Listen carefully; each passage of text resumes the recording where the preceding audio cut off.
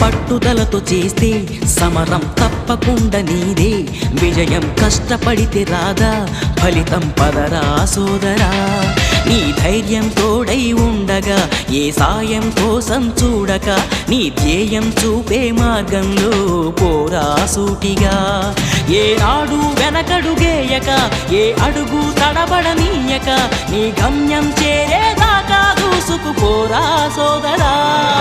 పట్టుదలతో చేస్తే సమరం తప్పకుండా నీదే, విజయం కష్టపడితే రాదా ఫలితం పదరా సోదరా.